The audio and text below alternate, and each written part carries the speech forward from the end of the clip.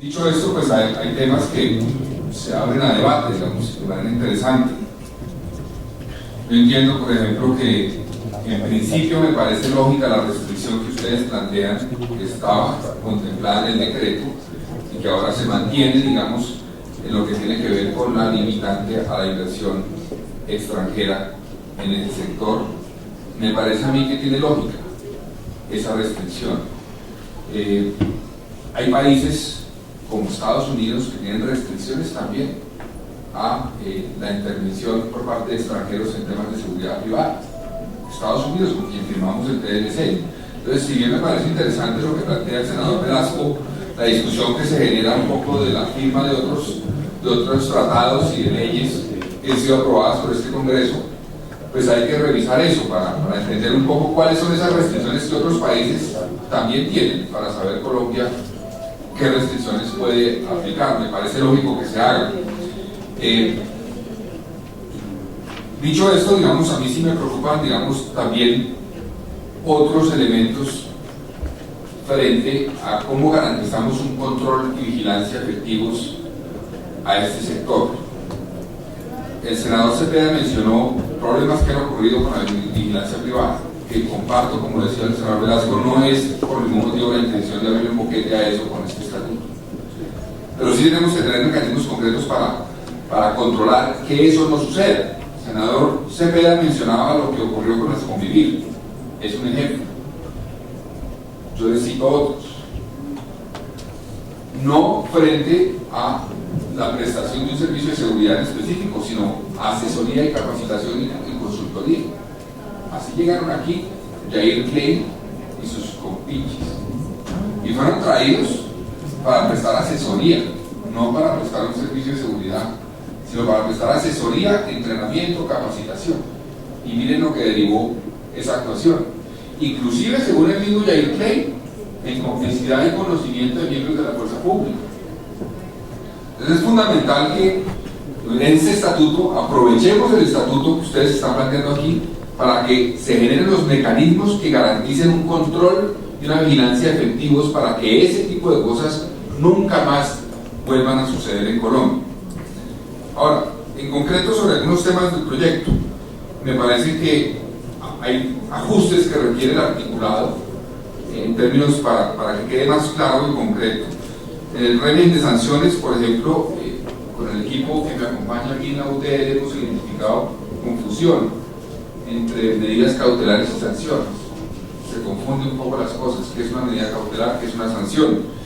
En lo que tiene que ver con el proceso de reducción o para generar más agilidad en el trámite, en lo que tiene que ver con la adquisición de armas y municiones, nos parece que hay temas que deben aclararse. Hay definiciones, por ejemplo, que resultan un poco extrañas. Por ejemplo, dice escoltas. ¿Qué es escoltas? Definición. Es la prestación de servicio con escoltas. Yo creo que eso hay que trabajar. Eso hay que identificar bien qué significa escolta y trabajar ese tipo de definiciones para que quede todo muy claro. Y como decía el senador Velasco, es fundamental que sea en esta comisión donde demos un paso grande en la aclaración de todas las dudas que haya respecto al proyecto, para que eso no se derive después en una discusión que puede llevar o bien a que sea superficial la discusión en la plenaria y no se ajusten los temas que deben ajustarse, o que por haber llegado con problemas o elementos no claros a la plenaria, el proyecto se hunda. Eso puede suceder. Comparto lo que dice el senador Velasco frente al tema, y ya lo he dicho en dos casos concretos, de la vigilancia y el control. Eso es lo fundamental en este sector. Ahora, a mí, digamos, desde el punto de vista filosófico, sí me preocupa que nuestra sociedad requiera cada vez más de este tipo de servicios. Y los va a requerir por lo que está pasando y lo que va a pasar. Pero eso genera preocupación y debe llevarnos una reflexión como sociedades, cuál es la sociedad y cómo queremos garantizar los derechos de todos los habitantes de una sociedad, con qué mecanismos y con qué mecanismos de control. A mí me preocupa por ejemplo una cosa, senador Velasco. Seguramente a usted y a la mayoría de miembros de esa comisión nos protege la UNP, por lo menos parcialmente. Eso es a través de empresas de vigilancia privada. Y yo pregunto lo siguiente, o sea, yo digo, esas personas que nos cuidan quienes le agradecemos todos los días el sacrificio que hacen por cuidarnos, están armados. Y están armados y son privados. No son ni miembros de la fuerza pública, o sea, no son ni militares ni policías. Son privados y están armados. Y terminan el trabajo, el senador Velasco los deja temprano, entonces a las 6 de la tarde, digamos. Se van a su casa armados. Están en su casa con su familia armados. Pero no son fuerza pública. Y uno se pregunta, ¿qué riesgos genera eso? Para ellos mismos, para sus familias. El país, y creo que en el tema de adquisición de armas y todo hay que dar una discusión sobre cómo le damos manejo a las armas en nuestro país. Yo tengo la convicción de que hay que ir avanzando progresivamente en un monopolio del uso de la fuerza y de las armas por parte del Estado. Eso es el ideal de una sociedad, hacia allá hay que caminar.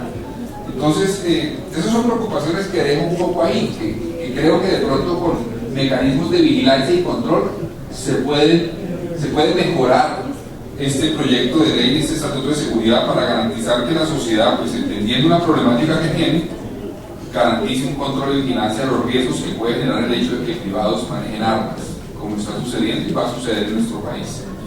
Y para eso, para terminar, yo creo que sí sería importante la presencia del ministro de Defensa, sin lugar a dudas, en la discusión de este proyecto. Sería importante la presencia de la ministra, como mencionó el doctor Velasco, y del ministro del Interior también, sin lugar a dudas. Y creo que, si bien la senadora Nidia Marcela presentó la proposición para que la audiencia pública se realice, el debate en primera instancia en la comisión y el debate en segunda instancia en la plenaria, lo más lógico sería que la hiciéramos antes de votar el proyecto, me parece a mí. Yo entiendo que ustedes han hecho un trabajo muy extenso, completo, de recoger la preocupación de los diferentes sectores, pero para nosotros, y yo considero que para que la comisión tome la decisión y logre resolver las dudas que hay al respecto de algunos puntos específicos del proyecto, sería fundamental que esa audiencia pública se realice previa la votación en esta comisión. Muchas gracias, presidente.